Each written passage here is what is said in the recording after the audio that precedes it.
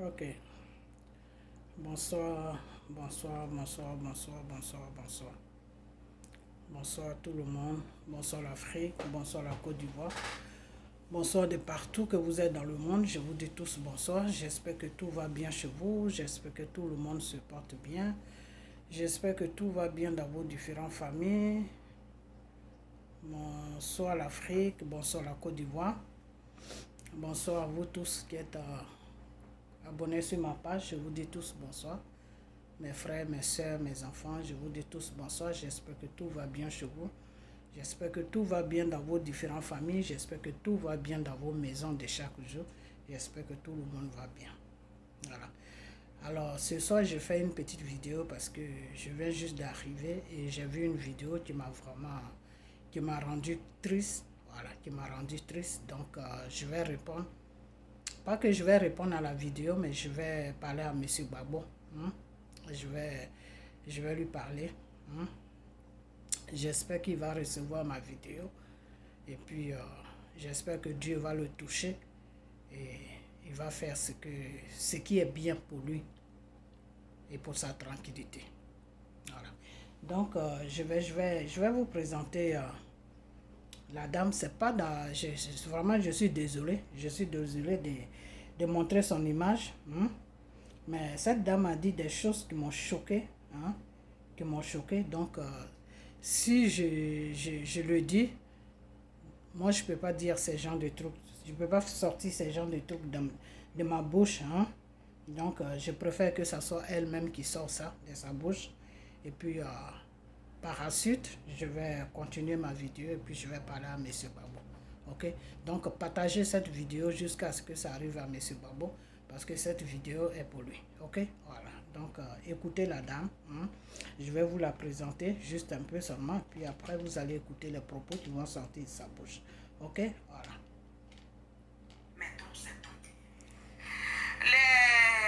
Mes frères de GPS, je vous demande pardon.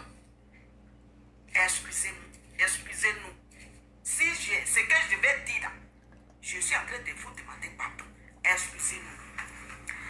Mais ma petite soeur a oublié quelque chose. La guêpe, on te dit merci. Okay. Ta sortie tu as fait hier là, on te dit merci. Oui, Vous en tout allez cas, entendre merci juste beaucoup. la voix. La guêpe, merci. Nous, on te dit vraiment, bisous, merci. Mais tout ce que je vais dire ce soir là, quoi, excusez-moi. J'ai dit, Papa Laurent Gbagbo, on dit, on va nous tous là, on va tomber dans le bout. Mais c'est quoi qui reste? Pourquoi on va traîner? Pourquoi on va tourner? Non, il n'y a rien qui reste. Tout pour maman Soumane, tout est dit, tout est sur les réseaux sociaux. Pourquoi on va avoir peur encore? Pourquoi? J'ai dit, moi ce que je vais dire, papa, président Laurent Gbagbo, Nadi Baba qui est là, elle est pourrie. Président Laurent Gbagbo, Nadi Baba là, elle est pourrie. Elle est pourrie comme, je ne sais pas, comme caca. Caca aussi, il a puis ça là. C'est comme ça, Nadi Baba. Je dis, notre président Papa, toi-même, tu tombes dans le bout. Toi, tu as cherché jusqu'à... C'est Nadi Baba, toi, tu as vu. Yeah. Ils sont en train d'inciter les maris de notre maman Simone et Yves Gbagbo. J'ai dit, papa, toi tu n'es pas à côté de notre maman Simone Gbagbo qui couche avec tout le monde là, tu n'es pas à côté. Celle qui est bien là, tu es à côté d'elle. Mais c'est pour toi là qui va faire mal. Ton Nadi Baba là, elle a couché avec Sorogium. Papa,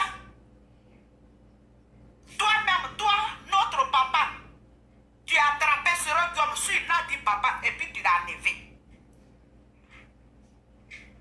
Sorogium était sur Nadi Baba comme ça, elle est en train de pomper comme ça. Fais ce qu'ils ont mis Sikoron dedans là, ils ont mis Kamato dedans là, c'est fait là, ils ont mis Kabato dedans. Sorogium est assis comme ça, dessus sur Nadi Baba. Elle est en train de chercher Mougou Nadi Baba. Et puis tu l'as enlevé là. J'ai dit, Nadi Baba n'est pas, elle n'est pas arrêtée là. Hein. Parce que femme qui a gros fesses là, tu vois, femme qui a gros fesses là, les femmes qui ont gros fesses, ils sont là, excusez-moi, mais il y a des femmes et puis il y a des femmes. Parce que si tu n'as pas fesses là, on met fesses là, les fesses on met là, c'est comme ça que vous êtes. J'ai dit, Nadi Baba n'est pas arrêtée là. Elle est partie encore. Elle allait chercher Ahmed Bakayoko. Ahmed Bakayoko même. Non. Elle a tripoté jusqu'à Ahmed Bakayoko l'a tapé bien, siphonné, propre. Elle n'est pas arrêtée là. Hein. Elle est venue à Paris ici, à côté de la prison. Nadi Baba n'est pas arrêté là. J'ai dit, tous les petits journalistes là, Nadi Baba a tout fini. J'ai dit, si on dit Gandoura quoi, Nadi Baba a fait Foura.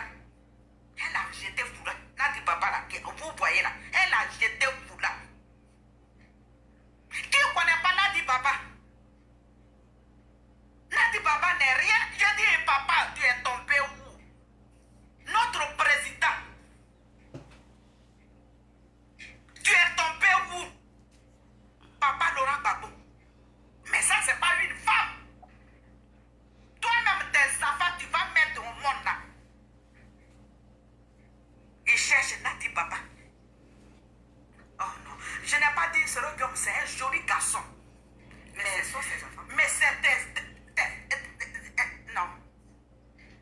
Puis toi-même, notre président Laurent Gbagbo, tu es grand-père de Sorogium, grand-papa, il va te dire grand-papa. Mais Sorogium a Mougou, Nadi Baba, comme ça. Ma. Pina, ma. Sorogium a traité chercher, Sorogium a traité Mougou, Nadi Baba, et puis l'on sort comme ça. Nadi Baba elle était sale. Laissez-nous. J'ai dit, qui est Nadi Baba? On a demandé excusez. Mais Nadi Baba n'est rien. C'est maintenant moi-même, je suis en train de... Je me rappelle maintenant. C'est à quoi de ces faits-là. Mais elle n'est rien. Oh non. Tout le monde, ça c'est casserole. Elle est passoire. Nadi Baba, elle est passoire. Elle allait en Tunisie là, ils ont mis fesses là. Nadi Baba, on dirait Kadhafi. Quand elle s'habille là, même il regarde les photos que j'ai vues là. Moi, je ne te connais pas, Nadi Baba, mais photos que j'ai vues. On a mis Simon Gbagbo, Nadi Baba, mais on dirait Kadhafi. Elle reste à minuit. Non-spirité. Tu n'es rien. Tu es vilain d'abord. Né là, on dirait pilon. On dirait pilon. Je comprends pourquoi elle te parle de toi, parce que vous avez... Parce que quand tu as la femme qui a un gros nez comme ça là en bas là, on voit. Donc nous, président Laurent Gbagbo, oh, papa, on t'a donné chers diamants. Ils ont mis tous les diamants. Ils ont mis tous les Adegra, Akita, l'or, tout. Nous, on a placé ton chaise où tu vas t'asseoir. Nous les patriotes, là, on a placé chaise où tu vas t'asseoir. Papa, diamant, quand tu vois chaise, là, il y a diamant, il y a l'or. Papa, tu vas t'asseoir ta caca.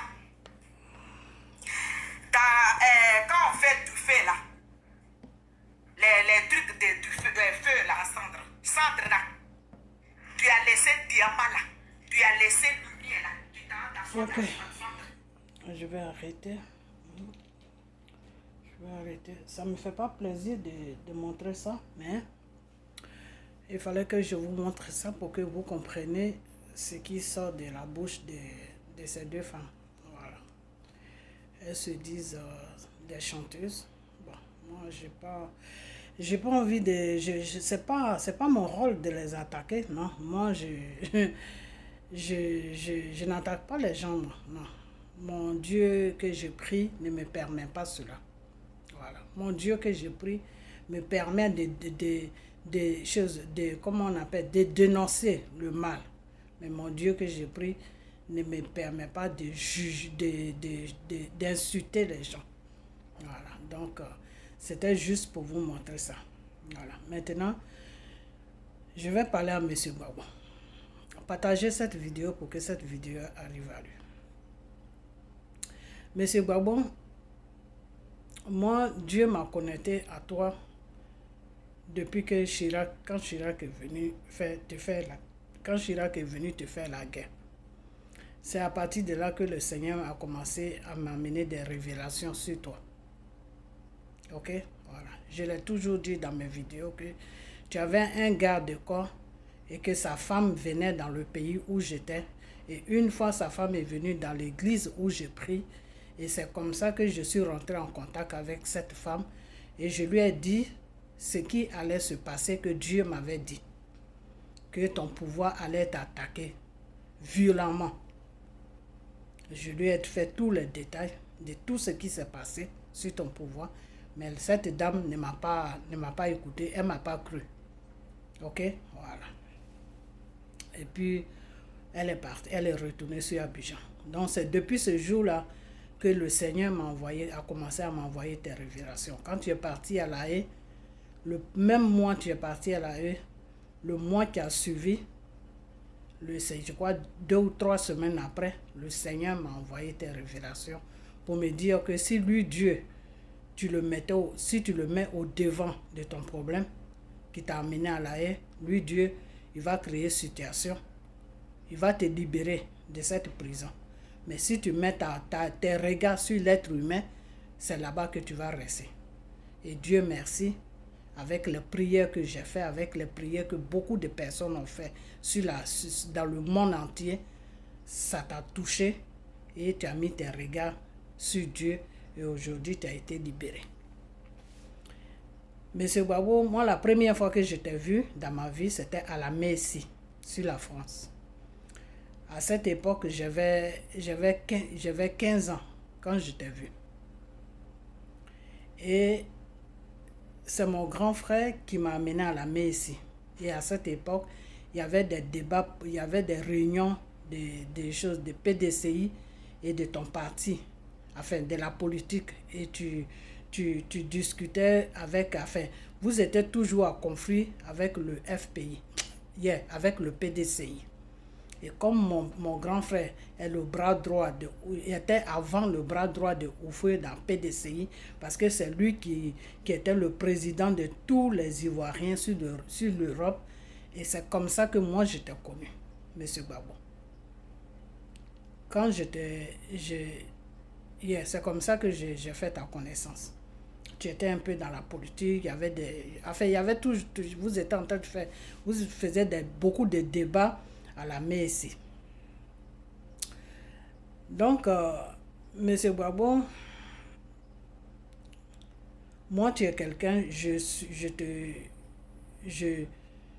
avant que le Seigneur me mette sur toi, je ne te suivais pas. Ouais, je ne te suivais pas parce que moi, la politique africaine, je la suivais pas trop. C'est quand le Seigneur m'a mis sur toi, c'est à partir de là que j'ai commencé à m'intéresser à la politique de la Côte d'Ivoire. Okay? Et quand j'ai vu que dans beaucoup, il y a une vidéo à toi, il y a une vidéo que tu as fait, où dans cette vidéo même tu as dit que oui, quand tu es un politicien, celui qui te met en prison, c'est celui qui a plus de problèmes que toi qui l'a mis en prison. Parce que celui qui t'a mis en prison, pour t'enlever en prison, il faut qu'il donne des excuses pourquoi il t'a mis en prison et pourquoi il va t'enlever en prison. J'ai suivi beaucoup tes débats, j'ai vu beaucoup de vidéos de toi, des cassettes vidéo. Et c'est comme ça que j'ai suivi ta politique, c'est comme ça que j'ai compris la cause pour laquelle tu te battais avec M. Félix Houphouët-Boigny. Et j'ai aimé tes idées. Et c'est comme ça que j'ai commencé à te défendre un peu sur les réseaux sociaux et avec les révélations de Dieu aussi, tout. Donc, M. Gbagbo, je ne vais pas trop rester longtemps sur cette vidéo. Tout ce que moi, je peux te dire, c'est que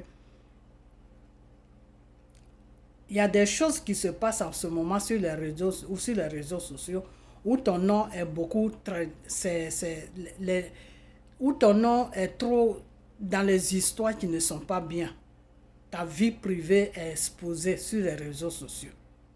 Je ne veux pas accuser quelqu'un, mais la seule chose que je vais te dire, c'est que tu es un être humain, tu as le droit de vivre, tu as le droit d'être heureux. Tu t'es beaucoup battu pour la Côte d'Ivoire. Tu as donné toute ta vie dans ce combat de Côte d'Ivoire. Aujourd'hui, Dieu a voulu que ça se passe comme ça. Ok? Donc, moi, la seule chose que je vais rentrer en prière et la prochaine vidéo que je vais faire, ça sera peut-être des révélations que je vais t'envoyer. Mais pour le moment, avec les pensées que j'ai, parce que moi, des fois, mes pensées, c'est Dieu qui me les envoie. Des fois, quand je pense à des histoires comme ça. Donc, les pensées qui viennent, quand j'ai vu la façon que ça se passait sur les réseaux sociaux, j'ai pris quelques heures, je me suis assis, j'ai commencé à réfléchir. Je crois que M. Gbagbo, il est temps vraiment que tu fasses un peu de recul sur la politique ivoirienne. Il est temps que tu fasses un peu de recul sur la politique ivoirienne. Il est temps que tu dises à toutes ces personnes-là qui sont en train de te dégrader, il est temps que tu dises à tout le monde que je vais vous laisser un peu faire la politique. Je vous laisse, faites la politique et puis je vais voir comment ça va se passer. S'il faut que je vienne, je vais venir. Si c'est bon, je vais me retirer. Ok? Donc, il faut faire cela. Abandonne, pas que tu abandonnes, mais confie ton parti politique à Simone Gbagbo. Ok? Voilà. Comme eux tous là, ils veulent suivre Simone Gbagbo, c'est à cause de Simone Gbagbo aujourd'hui, ils sont en train de te dégrader. Il faut lui donner. Monsieur Gbagbo, tu connais très bien mon grand frère. Je suis de même père avec lui. Tu le connais très bien, c'est un grand ami à toi. Mais je ne vais pas dire son nom pour ne pas l'exposer. Parce que j'ai d'autres frères aussi qui sont rentrés dans la politique. Donc c'est pour ceux-là que je ne vais pas dire le nom de mon grand frère. Ok? Pour ne pas qu'ils sachent qui je suis. Parce que j'ai beaucoup critiqué le pouvoir Drama. Donc ce que je vais te demander, M. Gbagbo, retire-toi un peu de la politique. Laisse la politique à Simone Gbagbo. C'est un conseil que je te donne. En tant qu'un enfant de Dieu. Donne cette politique-là, donne tout à Simone Gbagbo et reste tranquille là où tu es. Quand c'est français, là, le gouvernement français va venir vers toi pour des négociations, dis-leur que pour le moment, tu mets balle à terre, que tu vas réfléchir. Il y a beaucoup de choses que tu dois réfléchir. Et laisse-les. Laisse les Ivoiriens, là, ceux-là qui sont en train de te dégrader, ceux-là qui sont sur les réseaux sociaux. Là. Il faut dire à Simone Gbagbo de prendre le devant. De prendre le devant, que toi, tu vas te reposer. Tu n'es plus dans dedans. Il faut le faire, M. Gbagbo, s'il te plaît, il faut le faire. La dernière fois que j'ai fait une vidéo où les Ivoiriens sortaient, puis les criminels de Draman tuaient les Ivoiriens, j'ai fait une vidéo, je t'ai dit, M. Gbagbo, il faut sortir pour que tu parles au peuple. Et c'est dans la même semaine, j'ai fait la vidéo un lundi. Même la semaine du lundi n'est même pas finie et puis tu es sorti. M. Gbagbo, je ne te connais pas. On ne s'est jamais parlé, mais je t'ai vu quand tu étais dans ta politique. Je t'ai vu quand j'avais l'âge de 15 ans. Je sais quel genre de personne tu es. Tu es quelqu'un de gentil, tu es quelqu'un de tranquille. Et tout ce qui est en train de se passer, quand je vois les gens de la façon que ça se passe avec tes deux femmes-là, puis les gens se mènent et les gens dégradent, les gens rencontrent des trucs comme ça, j'ai mal au cœur pour toi. Ce n'est pas pour les deux femmes, hein. Pour Nanti Baba, pour Simone, moi ça c'est pas mon business. Mais j'ai mal au cœur pour toi parce que tout ce que les gens rencontrent là, tu ne mérites pas ça. Tu ne mérites même pas ça. Tu ne mérites pas ça. Ok? Dieu t'a établi devant le peuple ivoirien. Tu es le Moïse de la Côte d'Ivoire. Mais ce peuple de Côte d'Ivoire ne connaît pas ta valeur. Ce peuple-là ne sait pas ce qui se passe dans leur propre pays. Ils ne savent même pas dans quel combat ils sont. Ce combat est spirituel. Et quand c'est comme ça, M. Gbagbo, la lutte que c'est en train de prendre là, il faut te retirer. Parce que si tu ne te retires pas, tu vas avoir des surprises qui vont te mener dans un truc de crise cardiaque. Ça, c'est moi qui te le dis. Parce qu'il y a beaucoup de choses qui vont venir encore derrière. Parce qu'il y a une femme il y a l'autre qui c'est-à-dire, tu es dans une histoire de femme. Et cette histoire de femme-là est très dangereuse. C'est dangereux, M. Gbagbo. Ok? Si aujourd'hui, Simone Gbagbo dit qu'elle est politicienne, moi, je ne dis pas que ceux qui l'insultent, je suis d'accord avec. Non, je ne suis pas d'accord avec cette façon de faire la politique. Insulter quelqu'un, je ne suis pas d'accord pour ça. Mais ça ne vous donne pas aussi le droit de dégrader la femme qui vit avec le monsieur. Voilà. Donc, si Simone Gbagbo dit aujourd'hui que elle est politicienne, elle devait savoir, j'ai toujours dit ça, qu'elle doit savoir faire la part de la politique et la part de jalousie et la part de culotte. Alors, si elle ne peut pas faire cette différence entre elle et Nati Baba, c'est elle qui devait mettre plutôt balle à terre. Même s'il y a des choses qui se parlent, c'est elle qui doit plutôt dire à ces femmes-là qui parlent comme ça que non, restez tranquille. Restez tranquille. C'est l'homme avec qui j'ai fait mes enfants. Je me suis mariée avec lui légalement. On a traversé beaucoup de choses. Laissez. Quand le jour qu'il va venir à Abidjan, moi-même, je vais voir ce qui va. Je vais gérer la situation. Laissez, parce que quand vous dégradez la femme comme ça, c'est comme si c'était mon mari que vous êtes. Si elle n'est pas capable de faire tout ça, vraiment, je suis désolée pour elle. Je suis vraiment désolée. Donc, si ton nom doit être traîné dans ce genre de bêtises, M. Gbagbo, il est temps que tu te retires. Parce qu'il ne faut pas que ton histoire soit comme l'histoire de Moïse. Parce que c'est comme ça que le peuple d'Israël, que Dieu a envoyé Moïse chez Pharaon, Dieu avait mis son peuple au devant de Pharaon. J'ai dit au devant, excusez-moi. Au devant de Moïse. Dieu avait mis Moïse au devant de son peuple, plutôt, excusez-moi. Et ce peuple-là, c'est comme ça que ce peuple-là traitait Moïse. Ce peuple-là traitait Moïse d'une manière que c'était horrible. Et à la fin, ce peuple-là ne savait pas que, en traitant Moïse comme ça, c'est Dieu qu'ils étaient en train d'offenser. Mais ils ne savaient pas ça, parce que c'est un peuple qui ne connaissait pas Dieu. Donc, qu'est-ce que Dieu a fait? Normalement, il devait rester sur la route pendant 1 mois et demi pour arriver au show, comment on appelle, au show, comment on appelle ce coin-là même, là où Dieu, la place que Dieu avait réservée pour eux.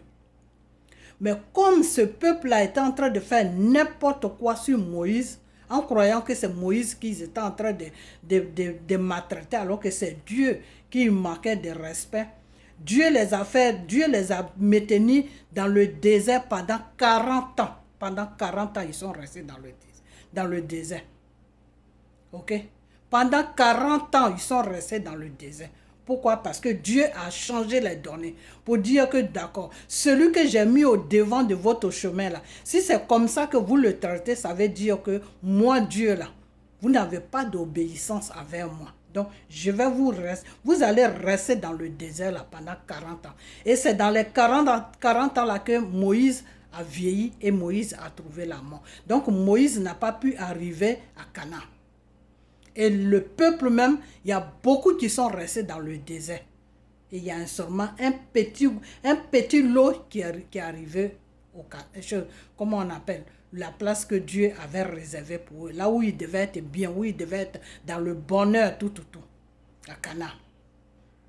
Monsieur Gbagbo, tu comprends? La prochaine fois, comme là en ce moment, je suis un peu fatigué. La prochaine fois, je vais bien te détailler l'histoire de Moïse et du peuple des choses de Dieu. Ok? Donc, Dieu t'a choisi pour te mettre au devant du peuple ivoirien. Mais ce peuple de la Côte d'Ivoire ne connaît pas Dieu. Ça fait qu'ils ne connaissent pas ta valeur. Comme ils ne connaissent pas ta valeur, M. Gbagbo, je t'en prie, il faut te retirer un peu de leurs problèmes. Retire-toi, donne-leur leur Côte d'Ivoire. Ils n'ont qu'à gérer leurs problèmes avec Dramane. Ok? Prends du recul. Prends du recul et moi, je vais commencer à prier pour toi. Je vais commencer à faire des vidéos pour toi et tu vas comprendre pourquoi tu dois prendre du recul. C'est très important pour toi-même. Sinon, un matin, tu vas rester. Ce n'est pas les Blancs même qui vont te tuer, mais c'est ce peuple-là même qui va t'amener au cimetière. C'est méchant ce que je te dis, mais je préfère te dire la vérité. Devant Dieu, je te dis la vérité. Ok?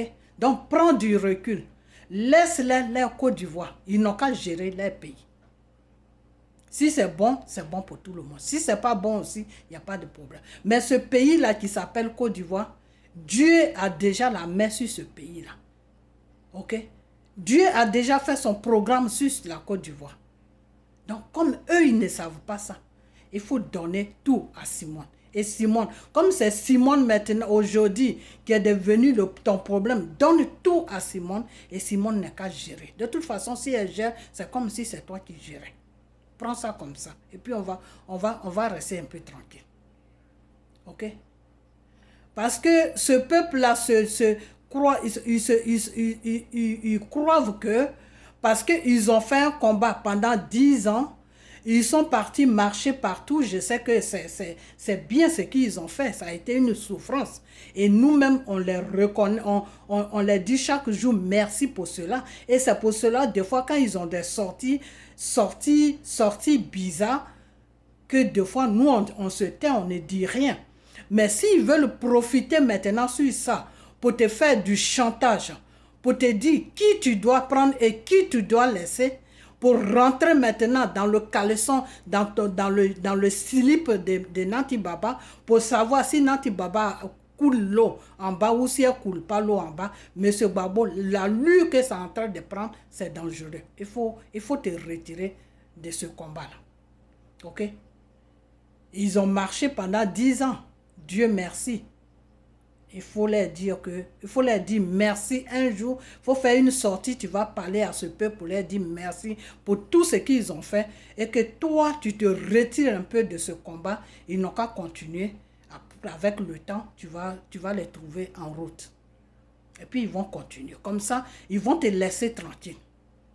Ok? Tu as besoin aussi de vivre une vie normale. Parce qu'ils rentrent dans quelque chose qu'ils ne connaissent même pas. Vous ne savez même pas s'il y a un problème entre le monsieur et Simone. Vous ne savez rien. Je vais vous apprendre quelque chose qui est que avant même que le pouvoir de Gbagbo se renverse là, Simone Gbagbo avait déjà des problèmes avec Gbagbo. Ils avaient des problèmes au palais là-bas. Avant même que Soro et ses rebelles et ses Français viennent les attaquer, ça n'allait pas. Donc, est-ce que ce n'est pas ça qui continue toujours? Donc, vraiment, moi, je ne suis pas là pour prendre parti de quelqu'un. Seulement, quand j'ai vu cette femme dire ces genres de trucs, j'ai eu un choc. Ça m'a choqué. Parce que même si tu n'aimes pas une personne et que tu es en colère pour quelque chose qui s'est passé et que tu veux dégrader quelqu'un, ce n'est pas aller jusqu'à ce point. Elle croit que c'est Nanti Baba qu'elle dégrade. Non, ce n'est pas Nanti Baba qu'elle dégrade. C'est M. Gbagbo qu'elle dégrade.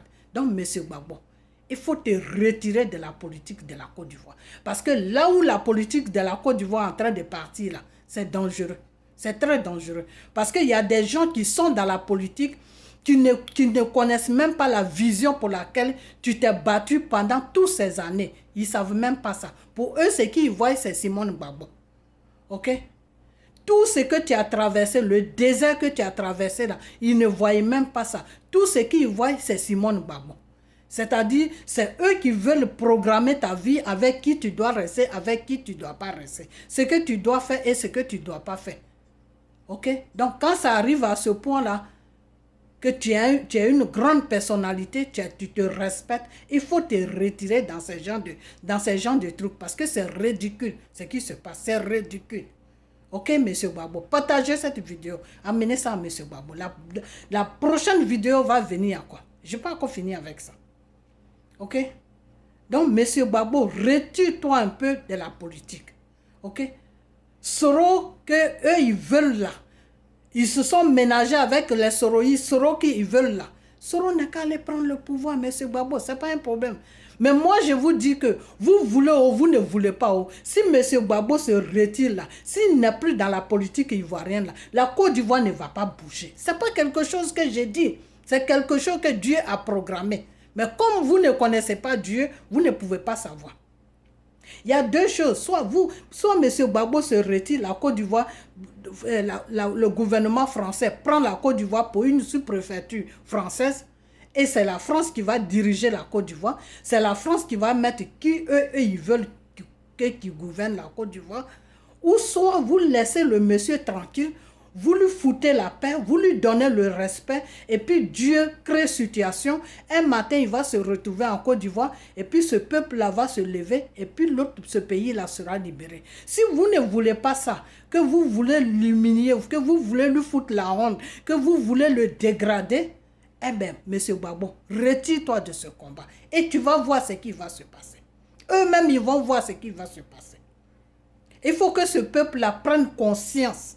Pour que ce peuple-là prenne conscience, M. Gbagbo, je te demande de te retirer de ça. Pas que tu te retires de la politique, pas que tu laisses, mais dis-leur qu'ils n'ont qu'à continuer. Pour le moment, toi, tu n'es pas prêt pour faire quelque chose. Donne tout à Simone, elle n'a qu'à gérer. Elle est politicienne, non? Ok, elle n'a qu'à gérer. Voilà. Il faut tout arrêter. M. Gbagbo, je sais pourquoi je te dis ça. Dans la prochaine vidéo, quand je vais rentrer en prière, je vais bien te décortiquer pourquoi je te dis ça. C'est pour toi-même ton bien. Parce qu'aujourd'hui, si ça arrivait sur que Soro a couché avec Nanti Baba, Ahmed Bakayoko a couché avec Nanti Baba, M. Gbagbo, la lutte que c'est en train de prendre là, c'est toi-même qui sont en train de dégrader. Donc, il faut arrêter. Il faut laisser ces personnes-là tranquilles. Ils n'ont qu'à s'occuper de la politique de leur pays. Il y a Soro qui est là. Il y a Simone Gbagbo qui est là. Ils n'ont qu'à choisir. Il y a Blé Goudé qui est là. Voilà, je l'avais oublié celui-là même. Ce traître-là. Il y a Blé Goudé qui est là. Ils n'ont qu'à choisir celui qui est bien pour eux là. Ils n'ont qu'à le suivre et puis ils vont terminer leur combat. Toi, tu as commencé là. Il faut te retirer. Moïse avait commencé et puis Moïse n'a pas pu terminer. Donc, M. Gbagbo, fais comme si comme tu aimes le Moïse de la Côte d'Ivoire là. Il faut te retirer. Et si tu veux être vraiment sûr de ce que je te dis, mets ça en prière. Mets ça devant le Dieu Tout-Puissant Jésus. Demande à Jésus, qu'est-ce que tu dois faire avec ce peuple-là? Parce que voilà. Expose tout ce qui se passe devant Dieu. Et tu vas voir que ce que je te dis là, Dieu va te dire ça. Que mon fils, la lutte que c'est en train de prendre là, il faut te retirer. Et je vais voir où ce peuple-là va arriver. Tu comprends? Un jour, j'étais dans une église. Le pasteur, ce n'est pas le Seigneur qui l'a appelé à son œuvre, c'est lui-même qui s'est proclamé pasteur. Et comme Dieu a vu que nous, ses enfants, on était dans l'église de ce monsieur, car Dieu, lui, il dit toujours que à cause de mon enfant, je vais détruire cette famille, mais à cause de mon enfant qui est dans cette famille, je vais laisser la famille. Donc, quand Dieu a vu que ses enfants étaient dans cette église, le Seigneur est passé par moi en train de me faire des révélations. Dis à ce pasteur-là qu'il n'a qu'à arranger sa vie. Parce qu'il faisait n'importe quoi. Fait ça, je ne vais pas dire ça, c'est sa vie. Il faisait n'importe quoi. Et quand je lui faisais des révélations, il ne voulait pas m'écouter. Parce que pour lui, pour lui, il s'est proclamé pasteur. Ce n'est pas à moi de lui dire ce qu'il doit faire dans le Seigneur. Jusqu'à arriver à un certain moment, j'ai dit à Dieu, je suis venu, je me suis agenouillé chez moi, j'ai dit à Dieu, j'ai dit, Père, aujourd'hui, j'arrête, je suis fatigué. Dieu m'a répondu, il m'a dit, ma fille, c'est bon, il faut laisser. Il faut laisser et je vais voir jusqu'où il va arriver avec mon œuvre, où il va arriver. Donc, toutes choses où il y a Dieu là, si tu n'écoutes pas Dieu là, tu vas partir jusqu'à tu vas te cogner. Aujourd'hui, ce pasteur, qu'est-ce qui s'est passé? Lui-même, il a fermé son église. Il est en train de se promener partout. Il a lui-même, un dimanche, Les gens sont... Moi, quand j'ai fini avec lui, ces histoires-là, moi, j'ai quitté son église. J'ai prié à la maison maintenant.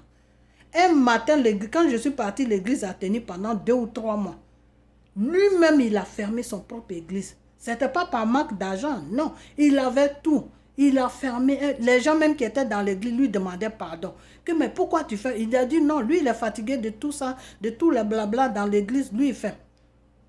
Aujourd'hui, il regrette. Pourquoi? Parce qu'il n'a pas suivi la voie de Dieu. Parce qu'il voulait aller plus vite que Dieu.